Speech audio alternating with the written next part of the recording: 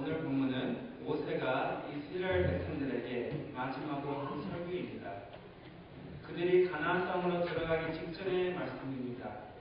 보라, 제가 오늘 생명과 복과 사망과 화를 내 앞에 두었나니 곧 내가 오늘 네게 명령하여 네 하나님 여호와를 사랑하고 그 모든 길로 행하며 그의 명령과 규례와 법도를 지키라 하는 것이라. 그리하면 내가 생존하며 번성할 것이며 또 내 하나님 여호와께서 내가 가서 차지할 땅에서 내게 복을 주실 것입니다. 계속해서 17절에서 18절에 모세가 말씀합니다. 그러나 내가 만일 마음을 돌이켜 듣지 아니하고 유혹을 받아 다른 신들에게 절하고 그를 섬기면 내가 오늘 너에게 선언하노니 너희가 반드시 망할 것이라. 너희가 요단을 건너가서 차지할 땅에서 너희의 날이 길지 못할 것입니다. 하나님께서는 모세를 통해서 백성들에게 분명한 말씀을 주십니다. 백성들에게 두 가지 길의 선택을 주십니다. 첫 번째 길은 하나님을 순종하면 하나님께서 축복을 해주신다는 말씀입니다. 두 번째 길은 하나님을 불순종하며 다른 신들을 섬기면 저주받을 것이라고 말씀하십니다. 오늘날 우리 그리스도인들은 이 말씀을 얼마나 심각하게 받아들입니까? 우리가 하나님의 말씀을 순종하고 하나님을 열심히 섬기겠다고 하지만 우리의 욕심대로 할 때가 얼마나 많습니까? 이스라엘 백성들에게 미래를 준비시키기 위해서 하나님께서는 이 말씀을 하셨습니다. 애굽에서 나온 이스라엘 백성들은 두려움과 걱정이 많았습니다. 그들은 노예 삶을 오랫동안 했었기에 자유의 삶에 익숙하지 못했습니다. 그리고 더 힘있어 보이는 가나안 사람들을 두려워했습니다. 그래서 이 백성들은 두려움이 많고 자신도 없었습니다. 또한 하나님의 능력과 힘을 의지하는 것보다는 자기의 능력과 힘을 의지했습니다. 그렇게 하나님께서는 이스라엘 백성을 저주하며 광야에서 40년 동안 고생하게 하셨습니다. 이제 여호수아와 갈렙 앞에 놓고 애굽에서 나온 세대는 광야에서 다 죽고 그의 자녀들 세대가 가나안 땅으로 들어갑니다. 하나님께서는 하나님을 의지하며 두려워하지 않는 백성들을 주십니다. 하나님께서는 백성들을 가나안 땅으로 들어가게 하며 그들을 축복하며 풀이 흐르는 땅, 열매와 식물이 풍부하게 자라는 땅으로 인도하셨습니다. 또한 하나님께서는 이스라엘 백성들을 지켜주시고 조상들보다도 더 번성하게 하실 거라고 약속하셨습니다. 또한 하나님의 축복이 이스라엘 백성에서 멈추는 게 아니라 그들로 인하여 세상에 있는 모든 백성들이 축복을 받게 되었습니다. 하나님은 풍부한 분이시고 그 풍부함을 모든 사람들에게 나누기를 바랍니다. 하나님은 광대한 분이시며 매일 우리와 우리 교회에게 축복과 선물과 은혜를 베풀어 주십니다. 하나님이 이스라엘 백성들에게 말하신 것 같이 하나님께서 오늘날 우리에게도 말씀하십니다. 우리에게 두 길의 선택을 주십니다. 축복과 생명의 삶 아니면 저주와 죽음의 삶. 그 외에는 길이 없습니다. 중간 길이 없습니다. 그러면 우리는 어떤 길을 선택하겠습니까? 하나님께서는 우리를 억지로 순종하지는 않습니다. 그렇지만 우리에게 분명한 가이드라인을 주십니다. 우리가 우리의 생각만으로 하며 하나님의 말씀을 불순종하면 어려움을 겪을 것입니다. 하나님은 우리 아버지이십니다. 우리에게 좋은 것만 주시길 바랍니다. 물론 하나님 믿는 자들도 이 세상에서 많은 어려움을 겪습니다. 그리고 하나님께서는 우리에게 믿음의 시험들을 주셔서 우리가 그 시험들을 극복하며 더욱더 성장하기를 바랍니다. 하나님 말씀 안에서 사는 사람들은 하나님께서 힘과 능력과 지혜를 주시기 때문에 모든 어려움을 극복할 수 있는 것을 믿습니다. 그렇지만 하나님을 무시하고 하나님 일대로 하지 않고 우리의 생각으로 우리만 의지하며 하는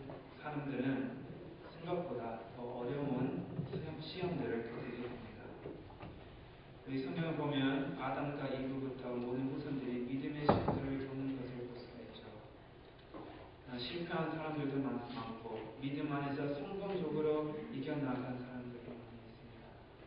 예를 들어서 요셉, 루키, 에스더, 다니엘 또한 여러 분들이 있죠.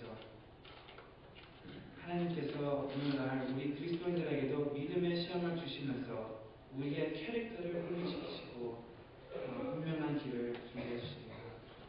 우리가 할 일은 믿음 안에서 하나님이 주신 길을 선택할 것인지 아니면 하나님을 무시하며 우리가 원하는 길을 선택할 것인지입니다. 요나 선지자 얘기를 기억하시죠? 하나님께서는 요나에게 길을 열어주시며 니느웨를 가서 회개의 말씀을 전하라고 했습니다. 그렇지만 요나는 하나님께서 열어주신 길을 안 따르며 도망갔습니다. 왜 도망갔을까요? 역사적으로 보면 북이스라엘이 이원전 722년에 아수르 사람들에게 망했습니다. 망하면서 아수르가 이스라엘 사람을 자기 나라로 끌어가고 또 아수르 사람을 이스라엘에 이주하게 만들어 두 나라 민족을 탄압시켰습니다. 그래서 모든 유대인들은 요나와 같이 아수르 사람들을 싫어하면서 살았습니다. 니느웨는 아수르 왕국의 한 도시였습니다. 이 원수들이 하나님의 말씀을 받고 회개한다면 하나님이 그들을 용서할 것이기 때문에 요나는 그거를 원하지 않았습니다. 역사적으로 원수였기 때문에. 그래서 반대 방향으로 가는 배를 타고 방황했습니다. 그래서 하나님께서 어떻게 하셨습니까?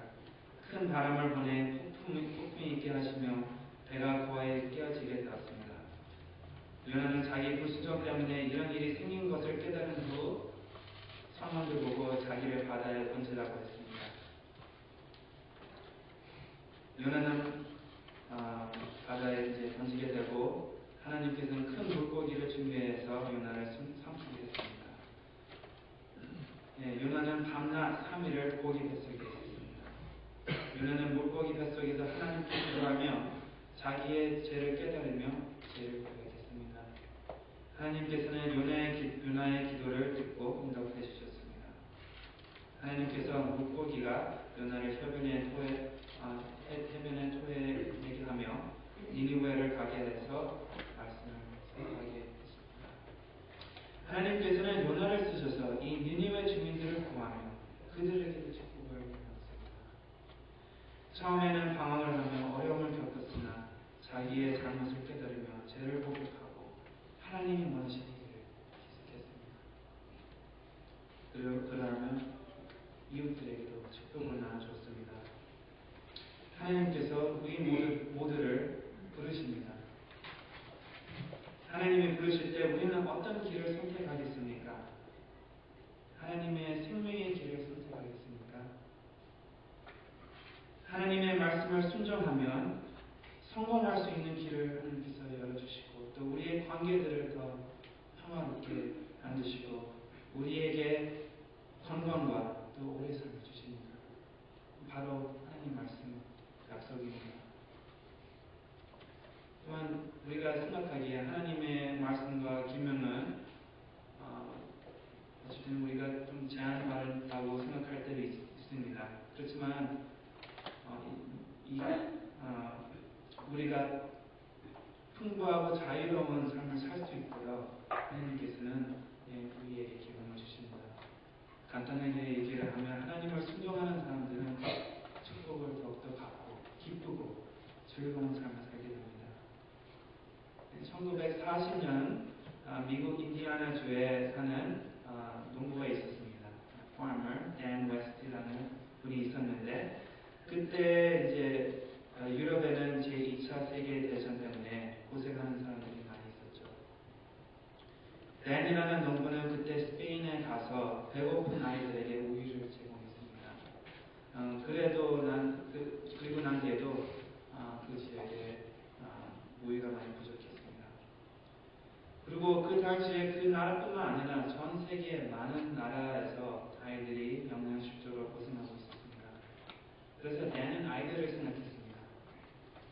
한 마리의 소가 많은 아이들에게 우유를 제공하는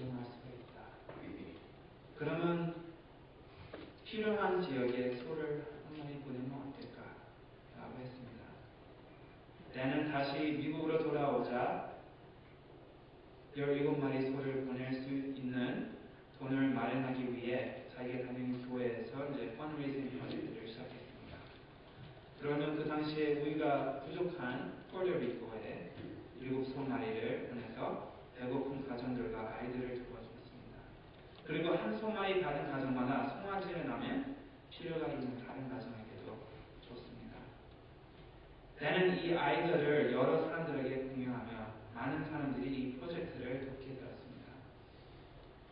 그러하며 데머스는 하이퍼 인터내셔널이라는 우리 non-profit organization, 현재 있는 단체를, 비영리 단체를 세웠습니다. 70년 동안 115여 개국의 수백만의 배고픈 가정들에게 한 통을씩 나누었습니다. 그리고 동물을 받은 가정마다 첫 아기 동물은 필요한 이웃에게 주게 되며 하나님의 축복을 서로 나누게 되었습니다. 축복받은 사람은 하나님께서 늘 같이 하시고 늘 인도하신다는 말씀을 믿습니다.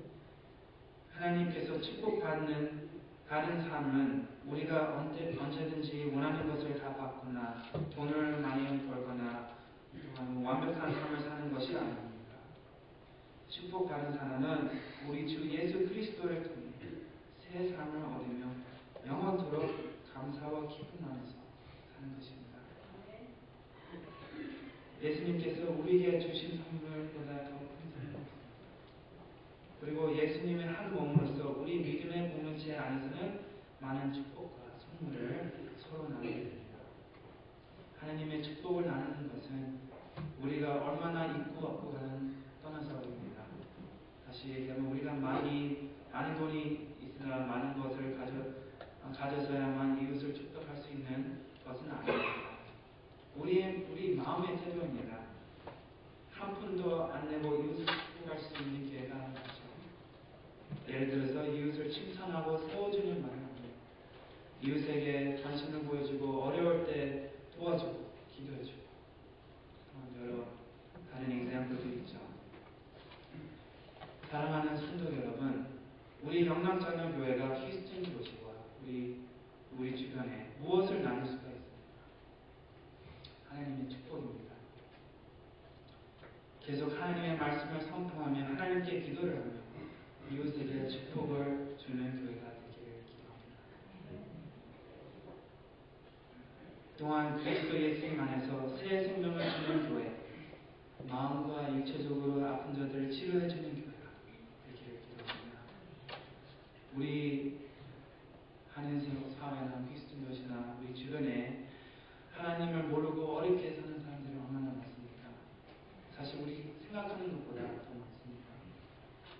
우리는 정신을 바짝 차리고 하나님의 말씀을 순종하며 하나님의 일을 해야 됩니다. 또한 우리만 잘 돼서는 안 됩니다. 영락장로교회는 영락장로교회의 존재 위에 세워진 교회가 아닙니다. 또한 우리 옆에 있는 한인승복음교회는 승복음교회 존재하기 위해 세워진 교회가 아닙니다. 모든 교회들이 존재하는 이유는 하나님의 나라를 확장하며 복음을 온 세상 끝까지 선포하는 부름을 받았기 때문입니다. 그렇기에 우리는 다른 그리스도인들과 다른 교회들하고 이렇게 비교할 필요는 없습니다. 물론 다른 교회에서 잘하는 것들을 이렇게 받아서 우리도 실행할 수는 있지만 너무 비교하다 보면 또 우리가 낙심해집니다. 그렇죠? 그래서 우리의 부족함과 하나님께서 바라는 것은 우리가 받은 사역을 믿음 안에서 충실히만 하기를 원하십니다. 성도 여러분, 우리의 마음을 모십시다. 우리의 부족함과 문제들에 집중하는 것보다는 이웃을 축복하고 이웃을 사랑하며 또 이웃에게 복음을 선포하는 일에 열심히 합시다.